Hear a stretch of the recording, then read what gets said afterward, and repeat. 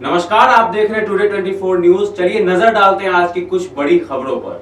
मसूरी उत्तराखंड 2 सितंबर सन 1994 को पुलिस की बर्बरता का तांडव याद कर आज भी राज्य आंदोलनकारी सिंगर उठते हैं। पर्वतीय राज्य उत्तराखंड की मांग को लेकर रैली निकाल रहे निहत्थे राज्य आंदोलनकारियों पर पुलिस गोलियां बरसाई गई, जिसमें एक पुलिस अधिकारी के साथ ही मसूरी के 6 लोग शहीद हो गए और कई लोग घायल हुए थे। कई लोगों को बरेली जेल भेजा गया, जहां पर पुलिस द्वारा उनके साथ बर्बरता की गई, जिस कारण आज भी कई राज्य आंदोलनकारी उस पीड़ा से ग्रसित हैं। 1 सितंबर 1994 को खटीमा गोली कांड में कई लोगों की शहादत के बाद पर्यटन नगरी मसूरी में भी उत्तराखंड राज्य आंदोलनकारियों द्वारा शांतिपूर्वक जुलूस निकाला जा रहा था। शहीद स्थल झूला घर पर पुलिस द्वारा उन्हें चारों ओर से घेर लिया गया और उन पर गोलियां बरसाई गई, जिसमें मसूरी के 6 लोग शहीद हो गए, जिसमें 2 महिलाएं भी शामिल हैं। पुलिस द्वारा महिलाओं के सिर पर संगीन सटाकर गोली मार दी गई, जिसकी चीख पुकार से चारों ओर भगदड़ मच गई। इस दौरान मौके पर ही 6 लोग शहीद हो गए थे। इस बारे में उत्तराखंड राज्य आंदोलनकारी जयप्रकाश उत्तराखंडी बताते हैं कि वह दिन इतिहास के पन्नों के काले दिवस के रूप में दर्ज हो गया, जिसमें पुलिस ने निहत्थे आंदोलनकारी पर गोलियां बरसाकर उन्हें मौत के घाट उतार दिया था। उन्होंने कहा कि कई लोगों को गिरफ्तार कर उन्हें बरेली जेल भेज दिया गया, जहां पर पुलिस द्वारा उनके साथ मारपीट की गई। राज्य आंदोलनकारी देवी गोदियाल ने कहा कि उत्तराखंड राज्य आंदोलन में सभी लोगों ने बढ़ चढ़कर भागीदारी निभाई और 2 सितंबर शांतिपूर्वक प्रदर्शन कर रहे लोगों पर पुलिस ने गोलियां परेशान शुरू कर दी।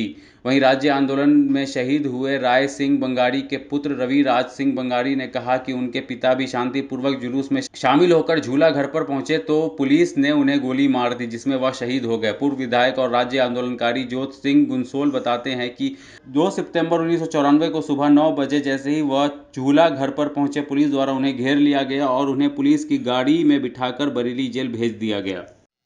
वो सन 94 का मंजर है। मसूरी वासियों को वो उसको कभी भुला नहीं सकते हैं। वो ऐसा मंजर था, उस समय हम लोग आंदोलन में बच्चे, स्कूली बच्चे, महिलाएं, कर्मचारी सभी लोग शामिल रहते। सब मसूरी में उत्तराखंड आंदोलन आंदोलन भावनात्मक रूप से जुड़ा हुआ है। 2 सितंबर को हम लोग तो यहाँ नहीं थे, मैं तो व्यक्तिगत यहाँ नहीं था। पौड़ी में एक रैली थी, हम लोग उसमें थे। हमारे फादर, हमारी मदर यहाँ थी, तो वो लोग आंदोलन में रहे। हमारे झूलाघर पे जो हमारा शहीद स्थल, आज शहीद स्थल है, वो हमारा पहले उत्तराखंड के लिए एक कैंप कार्यालय हुआ करता था। 1 सितंबर को उस तत्कालीन सरकार द्वारा वहाँ हमारे आंदोलनकारी को उठा लिया गया था और किसी को भी पता नहीं था कि ये लोग कहाँ चले गए हैं, क्या चले गए हैं। तो उस क्रम में लोगों में काफ़ी रोष था। उसमें उस रोष के खिलाफ प्रदर्शन करते हुए सभी लोग, उसमें हमारे पिताश्री भी एक थे, वो लोग थे। और झूलाघर पे एक जघन्य हत्याकांड उस समय की तत्कालीन सरकार ने पुलिसकर्मी और के माध्यम से किया, उसमें वो भी शहीद हुए। और आज भी उस शहादत को, उनके साथ 6 लोग और भी 5 लोग और भी शहीद हुए थे। उस शहादत को हम सभी मसूरी वासी आज भी उनको याद करते हैं और 2 सितंबर के इस दिवस को एक ऐतिहासिक, उत्तराखंड में एक ऐतिहासिक तिथि के रूप में इसको मनाते हैं। जिस अवधारणा से जो उत्तराखंड राज्य अ, जो ये एक आप ये प्रश्न कर रहे हैं, क्या ये अवधारणा शहीदों के अनुरूप हुई है? ये एक टाइम कंज्यूमिंग प्रोसेस है। पुरानी सरकारों द्वारा इसमें अपना योगदान किया है, आज की सरकार भी इसमें अपना योगदान दे रही है और आने वाली सरकार भी इसमें हम उम्मीद करते हैं कि अपना योगदान देके शहीदों के सपनों को पूरा करेंगे। 10% आ इस सवाल को थोड़ा-सा मॉडिफ़ाई करना चाहूँगा। उत्तराखंड शहीदों के परिवारों के लिए कोई कुछ भी नहीं किया जा रहा है। अपितु आंदोलनकारियों के लिए 10% की बात की जा रही है और वो एक सराहनीय कदम है। मैं आपकी गिनती को सही कर दूं, उसके अंदर 7 शहादतें हुई थी। 2 सितंबर 1994 को उत्तराखंड आंदोलन का पे जो गोली चली मसूरी शहीद स्थल पर, जो झूलाघरा शहीद स्थल है, उसमें 7 शहादतें हुई थी। उसमें 6 हमारे साथी थे, 2 बहनें थी हमारी, बेलमती चौहान और रंसा धनाई, 4 अन्य साथी थे और Umakant Tripathi, he was the DYSP, वो उस समय के अंदर DSP थे पुलिस के। वो भी हमारे कॉज के लिए शहीद हुए उत्तराखंड आंदोलन के अंदर, तो वो भी, हम उनको भी शहीदों में मानते हैं। उस समय मंजर बहुत ख़राब था, बहुत, जिसको हम कह सकते हैं कि इतना भयावह मंजर मैंने अपने जीवन में नहीं देखा। क्योंकि 1 सितंबर को गोलीकांड जब खटीमा का हो गया, तो हम सब साथी जो है उस समय मीटिंग कर रहे थे हैकमैन होटल के अंदर, और हम जब मीटिंग करके शाम को लौटे तो थाने के नीचे से गुजरते हुए झूलाघर की तरफ जाते हुए हमने थाने के ऊपर देखा तो वहाँ पूरी रैपिड एक्शन फोर्स, पीएससी और पुलिस के ट्रक आ चुके थे और ऊपर जो है उनको ट्रेन किया जा रहा था पुलिस वालों को कि आपको कैसे जो है डील करना है। क्योंकि हमने दूसरे दिन 2 सितंबर को खटीमा के विरोध में एक रैली का आयोजन कर रखा था झूलाघर पे, जो हमारा उस दिनों उत्तराखंड सिंह संघर्ष समिति का दफ्तर होता था, जिसमें आज जो शहीद स्थल है। तो सुबह जब हम 8:30 बजे वहाँ पर आए तो पुलिस ने हमको चारों तरफ से घेर लिया। उसमें रैपिड एक्शन फोर्स, पीएससी और रातों रात जो है डीएम थे उस समय राकेश बहादुर सिंह, उन्होंने रातों रात जो यहाँ का थानेदार था रमन पाल सिंह जी, उनको चेंज करके किशन सिंह तालान को यहाँ को रातों रात कार्यवाहक एसओ बना दिया। वो आया, वो सीधा रिवॉल्वर लहराते हुए घटना वहाँ पर जो है शहीद स्थल पर आया। उसने पहले हमको चेतावनी दी कि आप गिरफ्तारियाँ दे दीजिए वरना गोलियाँ चला दीजिए। तो हम करीबन कुछ साथी जो थे वहाँ पर, जो हम लीडर थे पूरे आंदोलन के, हुकम सिंह पंवार साहब के नेतृत्व में चल रहे थे। मैं जनरल सेक्रेटरी था उस समय उत्तराखंड सिंह संघर्ष समिति का। हम लोगों ने गिरफ्तारियाँ दी। हमारी गिरफ्तारी के बाद अब हम भट्टे तक पहुँचे, तब तक यहाँ उमाकांत त्रिपाठी मारे जा चुके थे और 6 साथी हमारे शहीद हो चुके थे और मसूरी के अंदर बर्बरता पूरी तरह से फैल गई थी। बहुत सारे लोग उसमें घायल हुए, बहुत सारे लोगों का जो है उसके अंदर बहुत बुरी तरह से दमन हुआ और शहीद स्थल जो पुलिस ने कब्जा कर लिया।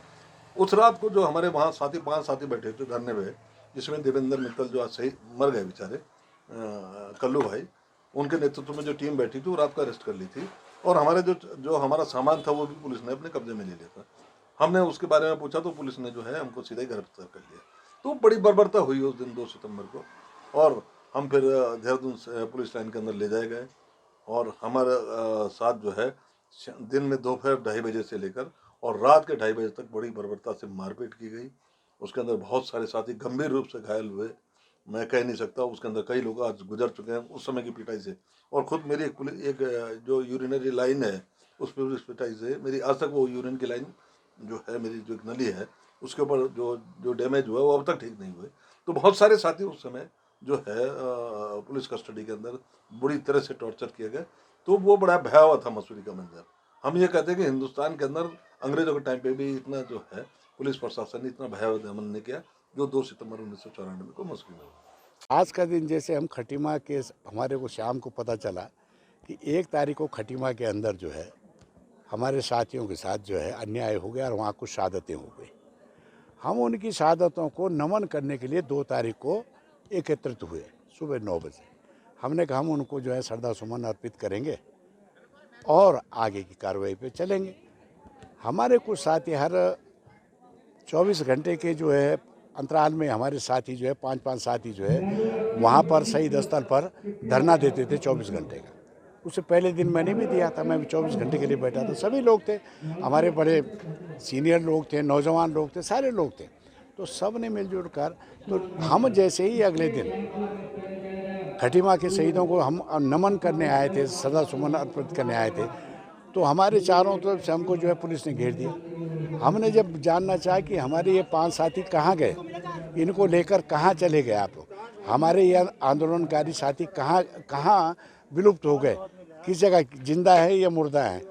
तो सरकार की तरफ से कोई जवाब नहीं हुआ। मजिस्ट्रेट, एडीएम और ये तमाम पुलिस फोर्स थी, वो कोई जवाब नहीं दे पाए।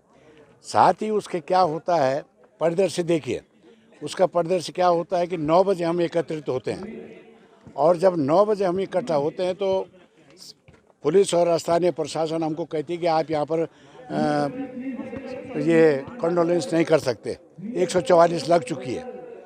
हमने कहा कि भाई कंडोलेंस करने के लिए हम यहाँ आए हैं और हम आंदोलनकारी साथी हैं, इसलिए हम अपने साथियों के लिए जो खटीमा में शहीद हुए हैं उनके स्मृति में हम यहाँ कंडोलेंस करेंगे। पुलिस को 144 है, 244 है, 500 जितनी धाराएँ लगानी है वो लगाए। हम बिल्कुल शहीद चौक पर जो है सड़क पर बैठ गए, हमने श्रद्धा सुमन अर्पित किए। उसके बाद उसके बाद हमारे को उन तमाम पुलिस ने एक कॉल दी कि आपको यहाँ से हटना पड़ेगा। अरे हमने कहा हम राज्य प्राप्ति करने के बाद ही इस आंदोलन से हटेंगे, ऐसे नहीं हटने वाले। तो आपको ताजुब होगा कि पुलिस आई हेलमेट के साथ, एडमिनिस्ट्रेशन आया हेलमेट के साथ, पूरे डंडे और ये आपकी राइफलों के साथ। ऐसा हुआ जैसे कि हम आंदोलनकारी नहीं हैं, हम कहीं किसी क्षेत्र से निकले हुए जो है कोई डकैत हैं, इस तरह का व्यवहार अगर प्रशासन करता है तो लगता है आंदोलनकारी साथियों को उनका भड़कना स्वाभाविक था। उसमें नौजवान भी थे, बुजुर्ग भी थे। हमको जो है 2 ही सितंबर को 10 बजे जो है अरेस्ट किया गया। पुलिस ने धक्का मुक्की करके जो है हमको ट्रकों में बिठाया और यहाँ से देहरादून की रवानगी की। उसके बाद हमारे साथी लोग आते हैं चारों। वो तो शुक्र ये है कि हमने सारे स्कूलों को मना कर दिया था कि भाई कल जो है कोई स्कूल ना आए, नहीं तो सारे मसूरी के जितने स्थानीय स्कूल थे, अंग्रेजी स्कूल थे, पब्लिक स्कूल थे, मिशन के स्कूल थे, सब ने भागीदारी करी। फॉरेनर थे वुड स्टॉक वाले, उन्होंने भागीदारी करी। तो ये सबकी भागीदारी से ही एक बड़ा आंदोलन खड़ा हुआ। भाई जी कल दो आज खटीमा गोली कांड के इस अवसर पर इस राज्य के प्रति पूरे तमाम राज्यवासियों की संपत्ति है और राज्य आंदोलनकारियों की बड़ी एक उपलब्धि रही कि आज राज्य 30 साल में प्रवेश कर गया। परंतु खेद का विषय है कि जिस राज्य को 30 साल में 5 मुख्यमंत्री होने चाहिए थे, उस प्रदेश की राजनीतिक अस्थिरता से अवगत हो रहा है कि लगभग 15 मुख्यमंत्री भाजपा और कांग्रेस ने बारी बारी से इस राज्य को दिए। इस राज्य का इन 30 सालों में जिस प्रकार से आर्थिक और सामाजिक दोहन हुआ है, उससे ये प्रतीत हो रहा है कि आने वाले 5 सालों में ये राज्य में कुछ बचेगा नहीं। जिस तरह के इन 30 सालों के सफ़र में इस राज्य के आंदोलनकारियों ने और इस राज्य की जनता ने जो सपने लिए थे, जल, जंगल, ज़मीन और रोज़गार के सवाल को लेकर के एक बहुत बड़ा आंदोलन हुआ और उस आंदोलन की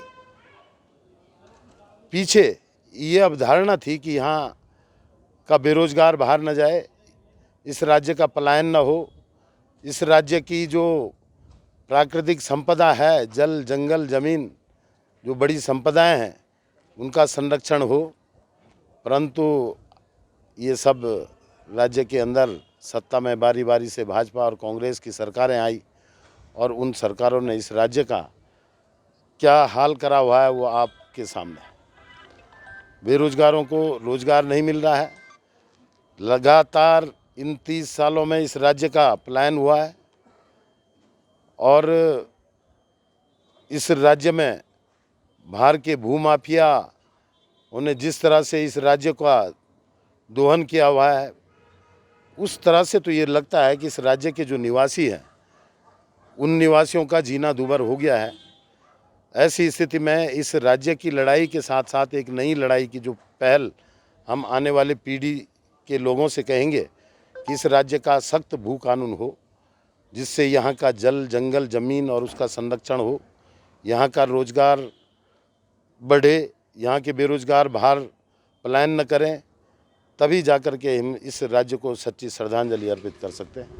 सर जैसे कि कल सन 1994 का जो आंदोलन का दौर था वो किसी राजनीति पार्टी से प्रेरित नहीं था, वह स्वतः स्फूर्त आंदोलन था। उसमें जन जन की भावना और हर महिला, पुरुष, व्यापारी, हिंदू, मुस्लिम, सिख, ईसाई सब ने मिलकर के इस आंदोलन को लड़ा और तभी जाकर के इस राज्य आंदोलन की प्राप्ति हुई। परंतु जिस दिन 2 सितंबर 1994 का आज हम मसूरी के अंदर कल हम यहाँ पे श्रद्धांजलि देंगे, सारे लोग आएंगे, उस दिन का जो झूला घर का मंजर था, जो शहीद स्थल का जो मंजर था, उस मंजर को भुलाया नहीं जा सकता। पुलिस और पीएसी के द्वारा लोगों को, महिलाओं को घेर करके हॉल के अंदर गोलियां चलाई गई और उस दौरान कुछ लोगों को बरेली जेल भेजा गया। लोगों के साथ बर्बरता से मारपीट हुई। स्वर्गीय कल्लू भाई जो देवेंद्र मित्तल जो थे, उनको इतनी बुरी तरह से मारा गया गोरखपुर जेल के अंदर। हमारे साथ 47 लोग थे, वो अभी तक कुछ लोग अपंग हो चुके हैं, कुछ विकलांग हो चुके, कुछ बीमार हैं तब से उनकी मार खाने से। परंतु ये सब तो अतीत में चला गया। आज मसूरी का जो शहीद स्थल है, बड़ी विडंबना है कि वहाँ पर इतनी बड़ी शहादत के बाद उसके चारों तरफ अतिक्रमण किया जा रहा है। उसकी सुंदरता होनी चाहिए, सच्ची श्रद्धांजलि तो वही होगी। विगत सालों में प्रदेश के मुख्यमंत्री हरीश रावत जब थे, उन्होंने भी कहा था कि इसका संरक्षण और इसका संवर्धन किया जाएगा, परंतु अभी भी उसका ऐसा कुछ नहीं है कि उस शहीद स्थल को सम्मानित ढंग से सजाया और संवारा जाए। यही हमारी सरकार से मांग है कि वो उसका संरक्षण करें, तभी उस आंदोलन की यादें जिंदा रहेंगी। वो लोग जिंदा तो नहीं हैं, लेकिन उनकी यादें जिंदा रहेंगी। यही हमारी काम है। चिन्हीकरण की बात की जाए, इसमें लगातार आंदोलनकारी संगठन देहरादून हो, मसूरी हो, उत्तरकाशी, तमाम उत्तराखंड के लोगों की एक ही मांग है कि सरकार द्वारा जब आंदोलनकारियों का लाभ देने की बात आती है तो सरकार चुप हो जाती है। हमारा ये एक सुझाव था कि जिन लोगों ने आंदोलन में भागीदारी करी या जिन्होंने नहीं करी, जैसे मसूरी शहर है, मसूरी शहर को विकास के नाम पे प्राथमिकता के तौर पे यहाँ के बेरोजगारों का चिन्हीकरण होना चाहिए। उत्तराखंड राज्य का जो मूल निवास है, उस मूल निवास के आधार पर मसूरी निवासियों का चिन्हीकरण होना चाहिए। उसी तरह से खटीमा है, देहरादून है, जो लोग आंदोलन में, इनकी जो सरकार की अपनी संस्था है एलायु संस्था, उससे पिछला रिकॉर्ड निकाल करके उन लोगों को चिन्हीकरण किया जाए, ताकि उनको जो आंदोलनकारी परिषद से जो लाभ मिल रहे हैं उनको लाभ दिए जाने चाहिए। अभी के लिए बस इतना ही। देश और दुनिया की तमाम खबरों के लिए देखते रहिए टुडे 24 न्यूज़।